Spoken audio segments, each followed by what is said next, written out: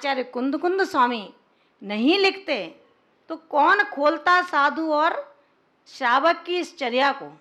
कौन बताता और हम किसकी मानते? आचार्य भगवान कहते हैं, रे श्रावक, तू बहुत चतुर है, थोड़ा सा और चतुर बन जाना। जितना नमक आपको अच्छा लगता है उतना ही नमक उस साधु के भोजन में डालो, उसमें झोंको मत, डालो। समझ में आया है? कैसे? परिश्रम करने वाला साधु को हमें क्या देना है, जो साधु बैठे रहते हैं उनको क्या देना है। उसके बाद आचार्य भगवान ने कहा, तह माने तथा, बाहिम जो व्याधि से युक्त है, जिसके शरीर में कोई रोग है, जिसके शरीर में कोई रोग की पीड़ा है, ऐसे साधु को हमको क्या देना है, इसका विचार करें। अपन क्या करेंगे, अरे बेचारी दे दो, खा तो रही है, दे दो उनको, कोई बात नहीं है। आचार्य भगवंत कहते हैं, अगर किसी को तीव्र ज्वर है और ऐसे तीव्र ज्वर में उसको घी का सेवन करा दिया जाए तो अच्छा रहेगा क्या? ज्वर बानिप सर्पिसा, आचार्य पूज्य पाद स्वामी ने लिखा है। आचार्य कुंद स्वामी कहते हैं, काय क्लेश उपवासम, जो काय क्लेश करते हैं, काय क्लेश का तात्पर्य समझ रहे हैं ना, जो इस तरह की चर्या में है, तपश्चर्या में है, घंटों खड़े होकर के सामयिक करते हैं, घंटों बैठ कर के सामयिक करते हैं, पिछली रात्रि में जो शयन करने के बाद ध्यान धर्म ध्यान में लगे रहते हैं, उनका क्या पथ्य होगा। और जो उपवास करने में प्रवीण हैं, जो निरंतर मासोपवासी हैं, जो निरंतर एक उपवास एक आहार करते हैं, दो उपवास एक आहार करते हैं, एक उपवास दो आहार करते हैं, ऐसे साधुओं के लिए मुझे क्या पथ्य देना चाहिए। सबको एक डंडे से हाँकोगे तो ध्यान रखना, आपका श्रावकत्व निर्बाध रूप से चल नहीं सकता है। ऐसा जान करके आचार्य भगवान कहते हैं, ऐसा जान करके शीत उष्ण काल को, वात पित्त कफ को, परिश्रमी साधु को और जो व्याधियों से रोगों से युक्त है, ऐसे यतिराजों को एवं काय क्लेश उपवासम, जो काय क्लेश करते हैं, उपवास करते हैं, ऐसे साधुओं की व्यवस्था को जान करके दानम, जो दान देता है, वो श्रावक विवेकी कहलाता है। और अपन राजस्थान के हैं, आप तो सब्जी में मिर्च डाल दी और माते ने कहा भैया बहुत मिर्ची है, बोली माते हम तो ऐसे ही खाते हैं। अरे आपने अपने लिए बनाया है, ठीक है, क्योंकि भोजन अपने लिए बनाएगा श्रावक, साधु के लिए नहीं बनाएगा, लेकिन आपको जितनी मिर्ची खानी है आप खाओ। आपको ये भी पता है मेरे निमित्त से मेरे घर में जो अतिथि आए हैं उनको भी इसी भोजन में निपटाना है। अब आपसे कहा मिर्ची बहुत, भैया हम तो माते ऐसे ही खाते हैं, कम है हमारे लिए तो कम ही है ये तो। आप अपने हिसाब से नहीं, आप साधु के हिसाब से उसको आहार कराएंगे, उसके पथ्य अपत्य का विचार करेंगे, उसके स्वास्थ्य और रत्नत्रय की निर्बाधता के लिए आप जिम्मेदार हैं। आप वैद्य के समान हैं, दाता वैद्य के समान होता है। जब साधु को आहार करवा रहा हो तब दाता माँ के समान होता है जब आहार कराता है। ऐसा नहीं खाया तो नहीं खाना तो मत खाओ, अपना क्या आता रख दो उठा के, उसको समझा करके खिलाया जाता है, एक गिलास और ले लो, आपका स्वास्थ्य अच्छा रहेगा, ये चीज़ आपके लिए पथ्य रहेगी। हे यतिराज, आपको अपनी साधना करना है, आप यदि कुछ भी नहीं लेंगे, नीरस भोजन करेंगे, आप कैसे अपनी साधना को बढ़ा सकते हैं। ये श्रावक का दायित्व है। और जब साधु आहार कर रहे हों, हमको मुंह पर कपड़ा बांध करके रहना चाहिए, क्यों? क्योंकि हमारी वचन वर्गणाएं बंद नहीं होती हैं, हमारी वचन वर्गणाएं निरंतर खिरती रहती हैं।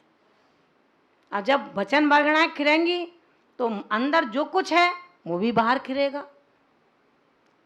वो आपका मुंह से निकला हुआ थूक साधु की थाली में भी जा सकता है, उसके शरीर पर भी आ सकता है, जो हमारे लिए पाप का कारण बनता है। आचार्य भगवान ने इन सभी विवेक को रखने के लिए हमें यहाँ पर शिक्षित किया कि शीत या उष्ण काल ऋतुओं का ध्यान हमें रखना होगा। मुनि की प्रकृति, साधु की प्रकृति वात की है, पित्त की है, कफ की है, शरीर के अंदर वात की प्रधानता है, कफ की प्रधानता है अथवा पित्त की प्रधानता है। जैसी भी प्रधानता उसके शरीर में हो, हमें उस तरह का पथ्य आहार उसको देना होगा। जहाँ पर गमनागमन, जिस साधु का बहुत ज़्यादा एक्सरसाइज हो जाती है, कोई बीमार साधु है उसकी निवृत्ति कराना, उसको टहल कराना, उसको पाठ सुनाना, ऐसे साधुओं के लिए एवं जो साधु ध्यान और आसनों में प्रति समय दत्त चित्त रहते हैं, उनकी शक्ति का कहीं अपव्यय ना हो जाए, शरीर की शक्ति कहीं क्षीण ना हो जाए, इसका ध्यान रखना। और रोग, कायक्लेश, तप और उपवास आदि साधुओं के लिए विवेक रखते हुए जिनको जो आहार दान देता है वो साधु, वो श्रावक विवेकी श्रावक कहलाता है। आचार्य भगवान सिर्फ यही कहते हैं, दान में विवेक महान है, दान में विवेक महान है। इतना सुनकर के हम अनुकूल संयम वर्धक आहार उन यतियों के लिए, मोक्ष मार्गियों के लिए, रत्नत्रयधारियों के लिए दान करें। आचार्य भगवान कहते हैं कि ये भी विवेक रखना होगा कि दान में जो देने वाली वस्तु है वो कैसी है। सब कुछ सिखा दे रहे हैं आचार्य भगवान आपको कि दान में देने वाली वस्तु कैसी है। हिदमिद मर्णम पाणम निर्भज्यो सहिम निराउलम ठाणम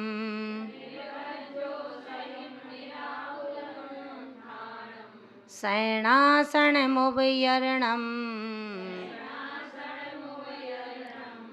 जानिज्जा दे मोक्ष मग्रदो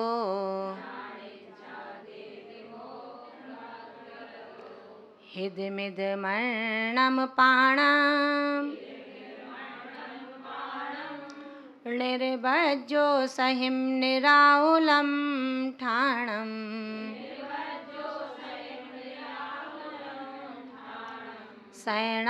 शयनासनमुपयर्णम जानिज्जा दे मोक्ष मग्रदो।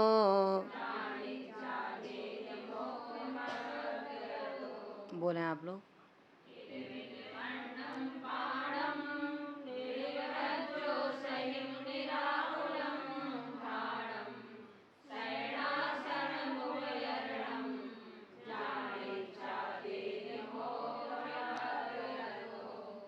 अब आचार्य भगवान श्रावक के लिए कथन करते हैं कि हे विवेकी श्रावक, इतना भी ध्यान रखना होगा, आपके चाहे रिश्तेदार आ जाएं, आपकी मैरिज एनिवर्सरी आ जाए, आपकी बर्थडे का समय आ जाए, कुछ भी हो, लेकिन हमें उन यतिराजों की मोक्ष मार्ग की चर्या में कोई विघ्न बाधा ना हो, इसका ध्यान रखना है। आचार्य भगवान कहते हैं मोक्ष मग्ग रदो। जो मोक्ष, मोक्ष माने मोक्ष, रद माने मग्ग माने मार्ग और रद माने रथ है, लगा हुआ है, तल्लीन है, उस पर चल रहा है। किस पर? मोक्ष मग्ग। जो मोक्ष मार्ग पर चल रहा है या मोक्ष मार्ग में रत है, ऐसा आत्मा हित मिदम, हितकर और मित यानी सीमित, हितकर और सीमित, अन्नम अन्न को, पाणम पेय पदार्थों को, निर्बज्जो सहिम, निर माने निर्दोष, औषधिम माने औषधि को, जो निर्दोष औषधि को, निराउलम निराकुल, ठाणम स्थान को, शयनासनम उभयर्णम शयन और आसन के उपकरणों को, जानकर, आवश्यक ऐसी आवश्यकता को जानकर देता है। क्या समझ में आया? आचार्य भगवान कहते हैं साधु को कैसी आवश्यकता है, क्या आवश्यकता है, क्योंकि साधु आयाचक वृत्ति का धारी होता है। वो याचना नहीं करता, वो अपने बारे में नहीं कहेगा कि मुझे ये चीज़ बना दो, मेरा शरीर साथ नहीं दे रहा, मेरे लिए एक पेन ला दो, मुझे लिखना है। साधु अयाचक व्यक्ति का धारी होता है, वो याचना नहीं करता। आचार्य भगवान कहते हैं ऐसा मोक्ष मार्ग में लगे हुए आत्मा को हित मित और सीमित अन्न का दान करिए, पाणम उन पेय पदार्थों को दें। अनार का रस निकला है तो सबको अनार का रस चलाओ, माता ये लो बढ़िया रहेगा। मतलब सारे वैद्य बन जाते हैं उस समय। हमें लगता है जो वैद्य हैं रजिस्टर्ड वो फेल, और सारे वैद्य यहाँ पर जो रजिस्टर्ड नहीं है वो बिल्कुल सही। अनार का रस किसके लिए पथ्य है? जिसको वमन निरंतर हो रहे हों। वैद्यराज कहते हैं उसका अनार का रस बंद कर दो। और अपन कह के माता जी आपको बहुत वॉमिटिंग हो रही है, रस ले लो, अच्छा रहेगा, बहुत अच्छा रहेगा माता जी आपको। अब जो माता जी महाराज नहीं जानते होंगे वो तो ले ही लेंगे और फिर वहाँ पर परेशानी होगी उनको, और जो जानते होंगे वो नहीं लेंगे। जिनको लूज मोशंस की शिकायत है, जिनको बार बार उल्टियाँ होती हों, ऐसे साधु के लिए ऐसे श्रावक भी अनार का जूस का पथ्य ना माने। समझ में आ रहा है? जिसका पित्त बढ़ता हो उसके लिए खट्टी मौसमी का जूस कभी कार्यकारी नहीं होगा, आलू बुखारा कार्यकारी नहीं होगा। लो माता जी बहुत बढ़िया ताजी है एकदम, अच्छा रहेगा माता जी, थोड़ा सा प्लीज ले लो ना। अब आप प्लीज कर रहे हो, ये तो सोचो कि इसको खाने के बाद शरीर का होगा क्या। जो साधना में समय गुजारना है वो समय हमारा विराधना में गुजरेगा। विचार करना है, ऐसे पेय को देना है, ऐसे अन्न को देना है। और इसको देने के बाद आचार्य भगवंत ने कहा यदि कोई साधु बीमार होता है, सर्दी जुकाम हो जाता है, तो अपन क्या करें? सर्दी जुकाम हुआ तो बर्फ़ की आइसक्रीम खिला दें उसको, हैं? नींबू की शिकंजी पिला दें, माता जी सही हो जाएगा, ले लो नींबू की शिकंजी। आचार्य भगवान कहते हैं यही तो तुझे हे दाता विवेक रखना है कि सर्दी में, गर्मी में, जुकाम में हमें देना क्या है, पथ्य क्या है। निर्दोष औषधि, ऐसा साधु जिसका रोग इतना जटिल हो गया है, सही नहीं हो पा रहा है, उसके लिए निर्दोष औषधि। अपन क्या करेंगे? माता जी ऐसा करो, डॉक्टर को बुला लाते हैं हम, और आप वो लिख देगा, हम ले आएंगे टैबलेट, चुपचाप दे दो। आचार्य भगवान कहते हैं कि रे श्रावक, रत्नत्रयधारी श्रावक, वो साधु जो रत्नत्रय पर नित्य प्रतिगमन करता है, रात्रि को सोता नहीं है, अंतराय आता है तो भोजन त्याग देता है, अपना केश लुंचन अपने हाथ से करता है, घर छोड़ दिया है, वस्त्र छोड़ दिए हैं, कुछ भी तो उसके पास नहीं है, केवल तेरे पास एक ऐसा शक्ति है। उसका भी पालन कराने में तुझको कितनी परेशानी है। कहता है कि इनको मेडिसिन दे दो अंग्रेजी, कोई परेशानी नहीं है, अभी तो उम्र छोटी है। आचार्य भगवान कहते हैं मोक्ष के लिए, केवल ज्ञान के लिए कोई उम्र का तकादा नहीं होता है। आप अपने व्रतों में स्ट्रांग रहेंगे, इसका ही तो फल है। और फल है किसका? इसलिए दाता के लिए आवश्यक है निर्दोष औषधि का दान करे। निराउलम, उन यतियों को जो निरंतर आत्म साधना में रत हैं, उनके लिए निराकुल ठाणम माने स्थान को प्रदान करें। ऐसा नहीं माता जी हमारे घर में नीचे का पोर्शन खाली है, हम लोग कोई नहीं आते माता जी, उसमें रुक जाओ।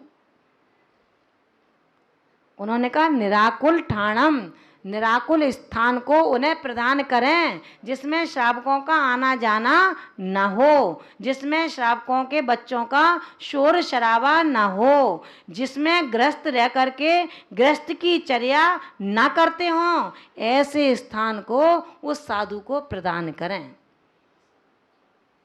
उसके बाद शयनासन उभयर्णम, शयन और आसन के लिए यानी कि सोने और बैठने के लिए कोई चटाई की आवश्यकता हो, कोई पाटे की आवश्यकता हो, उनके अनुसार उनको आवश्यकता को देख करके वो प्रदान करें।